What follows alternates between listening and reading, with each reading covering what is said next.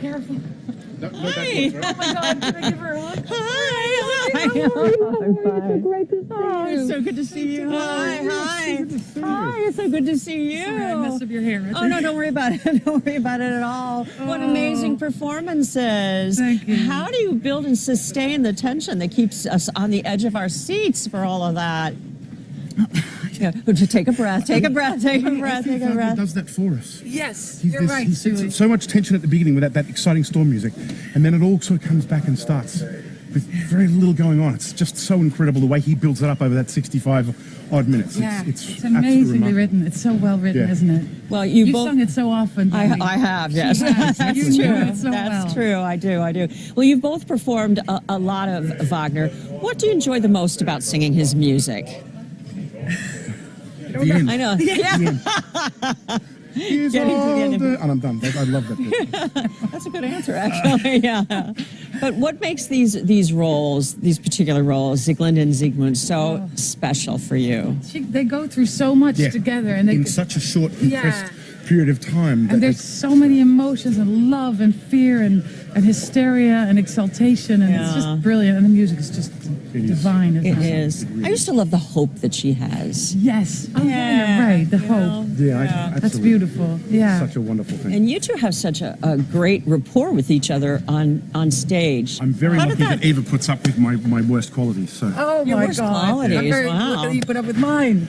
Wow, We no, might want to sang hear what together. some of those worst qualities are. I don't know. Well, Ava, I will never forget singing with you. I know, I'll in never this forget singing with production you. in when it was new in Yeah, I know. 2011. What's it like returning to this production? It's actually really great and exciting, and I just love singing this role so much. So What feels different about being here? oh God, I don't know. It was my debut that was? time, Oh, and so it's like I was hysterical, basically. And I am still. I'm always hysterical. So Well, it but doesn't maybe show. a little less. It doesn't I don't show, know. so that's good. Yeah. You're channeling it into a good Something else, energy. Yeah, hopefully. Yeah. And Stuart, you take such a no holds barred approach to this music. What is driving the vocal intensity that we just witnessed? I just think that there's this thing about particularly the characters that Wagner gives you, at least the ones I sing. He just gives you this constant sense of boiling, constant sense of this heroism torn with him every time he is a hero or tries to be. It goes spectacularly wrong, and I think there's something about him wanting this time it's going to work. It's that same hope thing. This time, this is the one where it's going to work, and you have to sing like you're going to retire every time. Yeah. Because it's so exciting, and I just can't help it.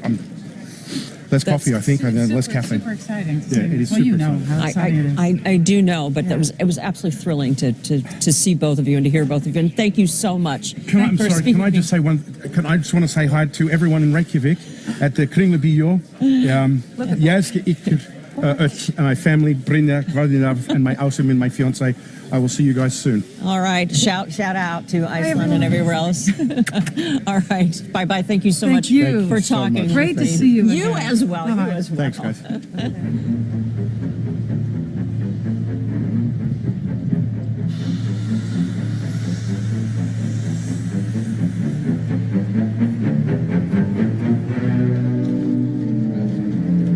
Så.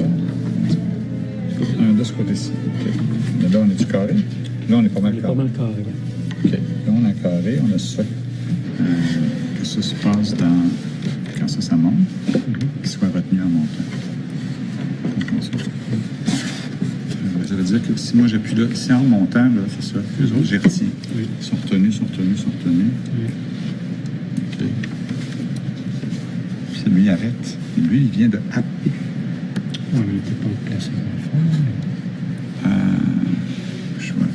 Je continue. Non.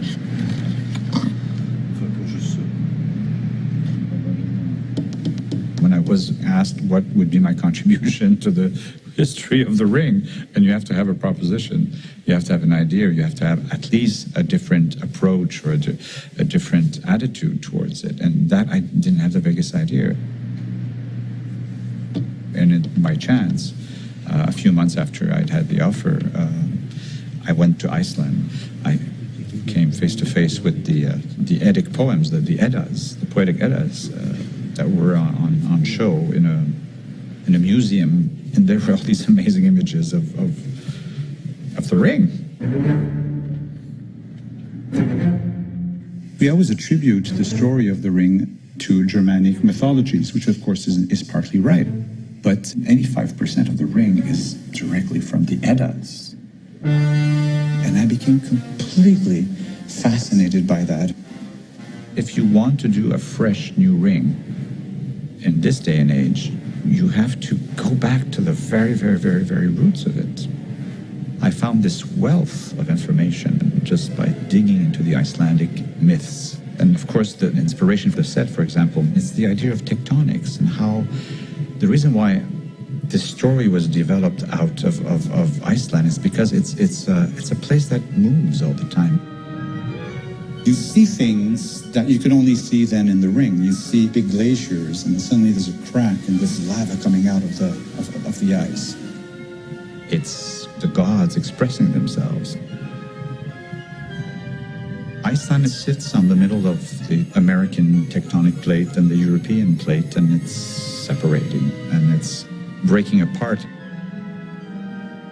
That's what's happening with the set here, is that it's moving and taking shapes and breaking apart and separating, and so it's a tectonic set that suits the Scandinavian myths that inspired the ring.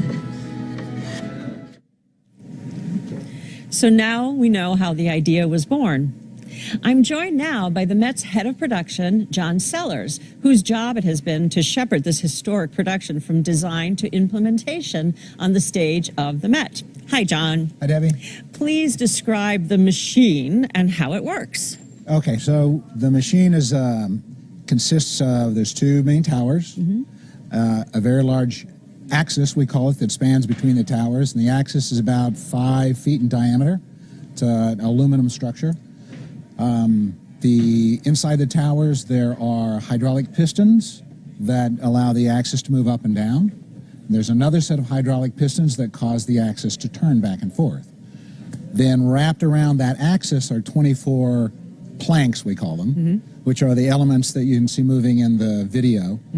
And those planks can either free spin around the axis, or we can lock them to the axis with some pneumatic brakes.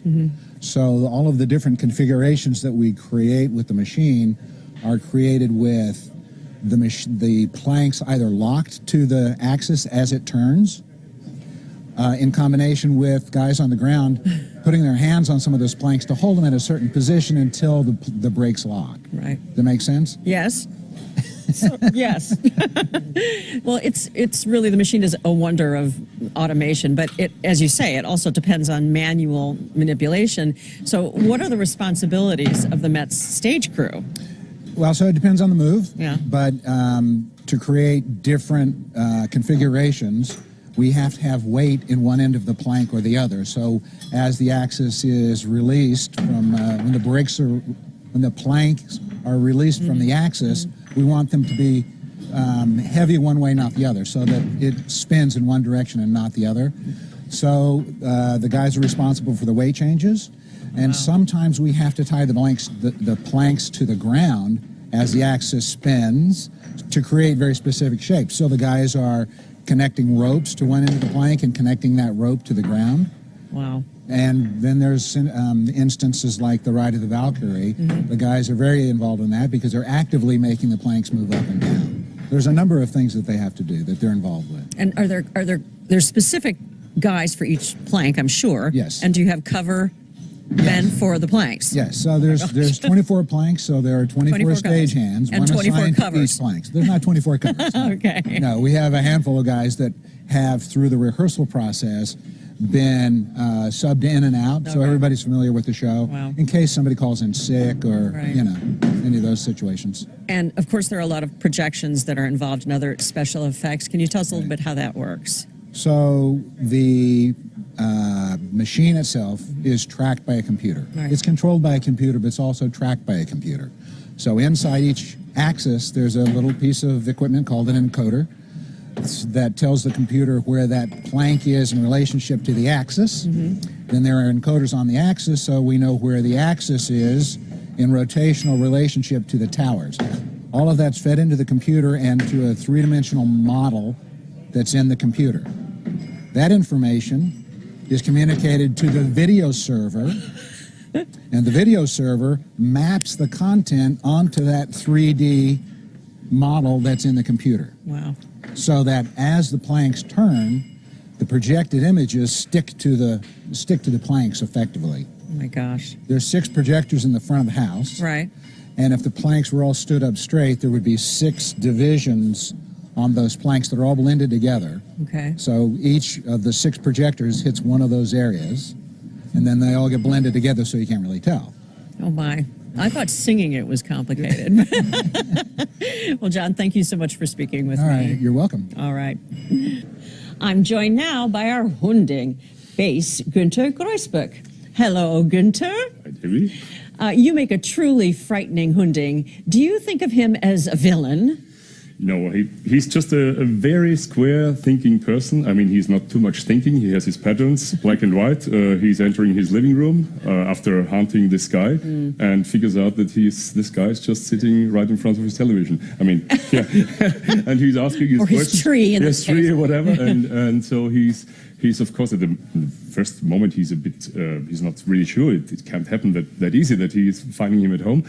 But after a while, when he's telling him the whole story, he realizes that that's the guy. But he's not allowed to kill him right on the place because the code doesn't allow this, and so he has to wait until the next day and gives him a blanket and says, have a nice rest. See you tomorrow. Doesn't say it quite so nicely, though. Well, okay.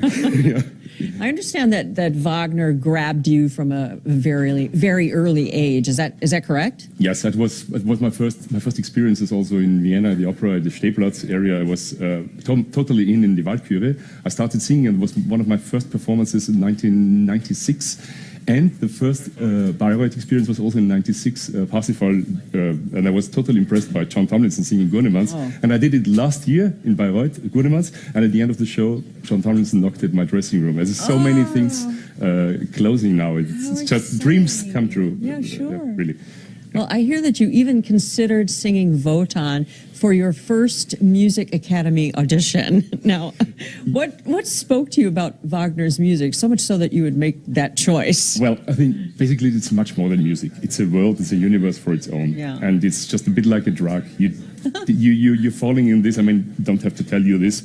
Isolde, what you're saying several times is just, I mean, you're just, if it works nice, you're making the next step to a next world.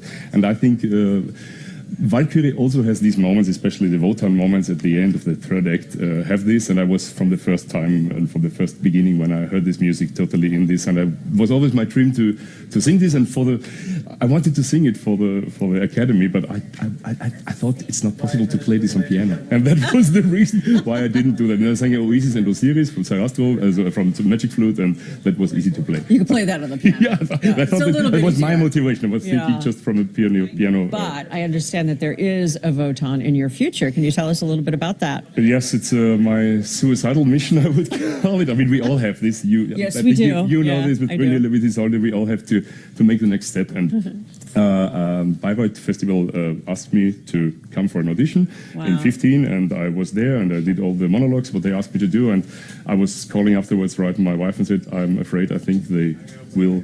It will happen. I'm afraid they liked it. I think they're afraid liked it. And now then, 2 years ago, I signed the contract, and I will try to survive it next year. Next year we start, and we'll try, if possible, all 3 Oh, Wotans. wow. That's really wonderful. We will see. Let's talk in. We'll check in later. Exactly. We'll check in. Okay, all right. Bravo, Günther. And thank you so much for Thank you. speaking with me. Danke, David. Okay, ciao. When composing The Ring, Richard Wagner famously devised a system of instrumental themes played by the orchestra. Called leitmotifs, these themes complement the different characters as well as their bigger emotional moments, and sometimes even the objects of their desires, like Notung, the sword that Siegmund pulls from the tree. Here is the Met's brass section in leitmotif action.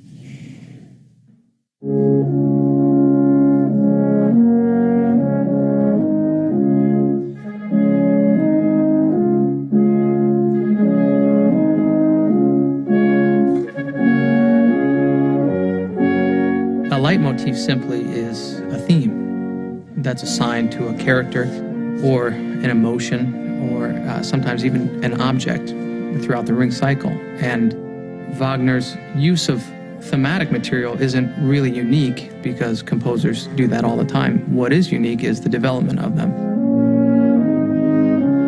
You know, in a certain sense, really, if there was no libretto, the music itself tells the story if you have a certain sense of what some of these motifs represent.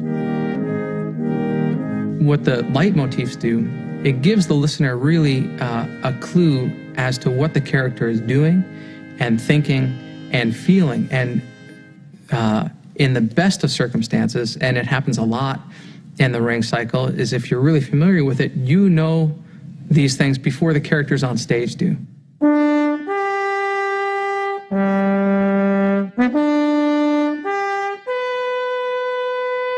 The sword theme is perhaps one of the most crucial leitmotifs in the entire Ring cycle, partly because it bridges three characters. It goes from the end of Rheingold with Wotan, and it goes from Wotan to Siegmund in Valkyria, and then eventually it ends with Siegfried's death.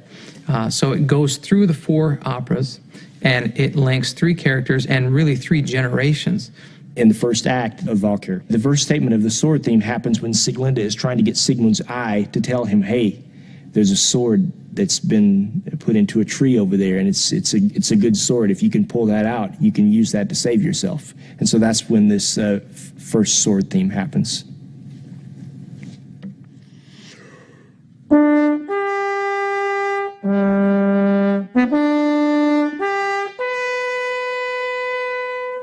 And this is repeated several times in that one scene alone, sometimes tenderly, sometimes angrily. If there's trouble ahead, he'll move one note, one half step down, and the entire leitmotif changes.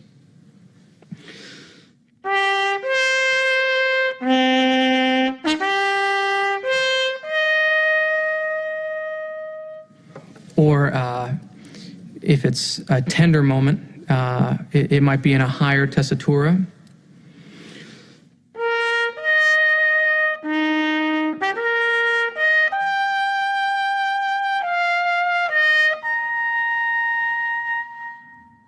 So they're all instantly recognizable as the sword theme, but they change as per the plot.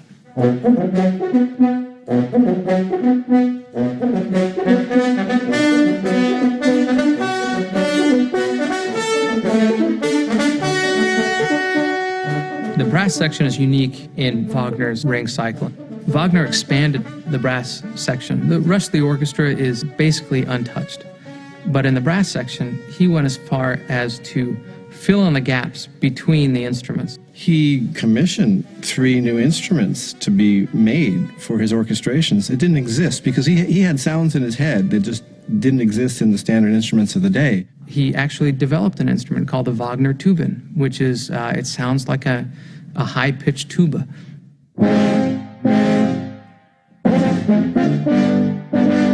This is what we respectfully refer to as a Wagner tuba.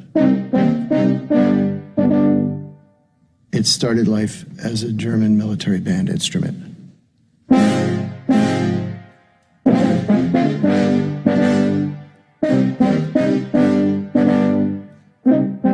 He only used the tuban in the Ring. He added the 4 tuban plus the contrabass trombone and the bass trumpet to the brass section. So I would say that the brass section is more important in the Ring operas than it is in his other operas, as important as we are in those. Wagner was absolutely revolutionary, and I think he was looking for something new and beyond what the standard format of opera had evolved to at this point in time.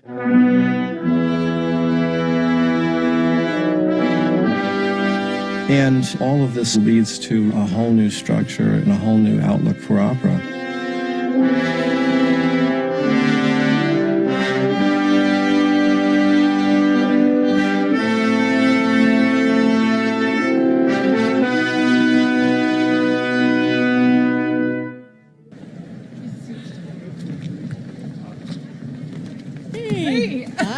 How are you? I'm good. How are you? I'm okay, thanks. Brava, brava. Thank you. I think we've just lost a little light. Oh, there we are again. Yeah. Gel. You are incredible. So you've gotten through the Hoyo to Hose, Yes. right? Right. And the rest of Act 2. How are you feeling? Feeling like I'm ready for Act 3. Well, good, because that's what's coming up. That's exactly right. Now, we talk a lot about how difficult this role is, but she's also wonderful to perform. What She do you is. love the most about Brunhilde? I mean, there's so many things to love about her. The music is something unbelievably remarkable. We all love the music. We all love, the warmth that she gets in her character, especially in this act. We see the compassion that comes into her psyche, and it really comes out in the music. But I just, especially over the course of 3 of them, I love that she's such a teen in this one. Right. And she's so cantankerous and so just bossy and sassy, and boy, does she figure out that wasn't the right course of action at the end, doesn't she? Right. It's quite an arc. Yeah. How do you find singing and performing on the machine, the remarkable set? Well, listen, I mean, you know all about this, of course, but coming in, having watched all of the DVDs that you had put out, I was astonished at how gracefully and miraculously you scaled this thing and dealt with it, and I was quite intimidated coming in, but I have to say, it is nowhere near as scary as it looks. And she said, okay, fair. It's slightly scary, but it's just so cool that it's all worth it. And how do you find the acoustics? Surprisingly great, actually. The funny thing is that a lot of the time the machine ends up in a configuration that it's almost like a band shell. So it just bounces everything right out into the house. So you can really whisper on this set. Did you find? I did, yeah, absolutely. Especially when you get to the 3rd act. Absolutely And when right. you're, as you'll find out, when you're laying on the floor, that sound just goes Right out. right out. Earlier in your career, you sang a lot of Mozart and Handel. Did you ever imagine that you would end up singing the biggest soprano roles of all? No, not at that time, A lot of people did, Yeah. but I really had no idea. And the first opportunity I had to spend any time with any Wagner here, especially, was singing Third Norn in Götterdämmerung, and I just suddenly felt like home. And that was an amazing feeling. I mean, the first time that you sing with an orchestra that has 100 pieces and you feel like, I can actually do this. It feels nice not to have to hold back just to use your instrument. Right. Well, since this is a marathon of singing roles, what is your routine on game day? I can't even say that there is a routine on game day. I try to get a good meal in. I try to get here very the early. meal? The meal. Here's the laugh. My kids will laugh at me when they hear this. I always have the same thing. I have a crisp bread with some butter and a hard-boiled egg on it. Isn't that exciting? That's it? And coffee. A lot of coffee. So much coffee. Oh my gosh. You better go eat something, Oh, girlfriend. I'm going to. I have reservations. Don't worry. Okay. Christine, congratulations. Thank you so And much. Toy, toy, toy for the rest. Thanks so much. I have to do a shout out to my daughters who are sitting through 5 hours of this. Maggie, Charlie, just watching in Paramus, New Jersey. I love you, and please watch what happens when you don't listen to your father in Act 3. Ooh. Ooh. Thank you. It's lovely Warning. to chat with you. Warning, you too, sweetheart. Take care. Bye. Bye. Ooh. Now I'm going to speak with our Wotan, Goria Grimsley, and our Fricka, Jamie Barton. Hello. Hi. Good to see you. You play the Ring's quarreling couple. What is the subtext of your relationship? Go. In this one. Let's see. Well, my subtext Yes. is absolutely, you've gotten away with so much. Right. You cannot bend the laws that you created to your own will. Sorry, buddy. Here's you got to do what's right. Yeah, absolutely. Yeah, and I think this would be a really short opera had he just stopped and said, and put his hubris aside and said, listen, Fricka, I understand why you're upset, but I'm trying to save us. I'm trying to save the gods. And had he said that, I think it may have been a different, but he realized, that she should understand what I want, and says a sentence to her that no real married man should ever say to his partner, ever. And it's tumultuous. They miss each other, and they lose this special relationship that they had in Rheingold. You're giving us such an emotionally arresting portrayal of Wotan. How do you connect so deeply with this complex character? Oh my gosh. Well, it's taken a little practice, but I think I just look at it as not portraying a god, but really it's full of human frailties and qualities, and I connect with those characters, and it's very Shakespearean. And I've always loved Shakespeare, and so there I find relevance in those characters as well. Jamie, what are some of the things that surprise you about performing Fricka? Oh gosh, I tend to live through whatever relationship I'm in this role. Okay. If I'm feeling super lovey-dovey, then I tend to be a little bit warmer towards Wotan. If I'm feeling like some fighting happening, it kind of comes through. She gets a little more quick to the anger. So what's going on now? Are we quicker to anger? Are we? We're in a nice middle place. Oh, okay. Reality. Lovey-dovey a little. Okay, good. Exactly. No, but I think what I love about her the most is she is such a strong character. She's such a strong woman. I mean, the Wagnerian women are as strong as they come. That's and true. I think Fricka is one of those that really stands up and says, you know what? Nobody else can get through to this man. I'm going to stand up and lose this relationship over doing the right thing.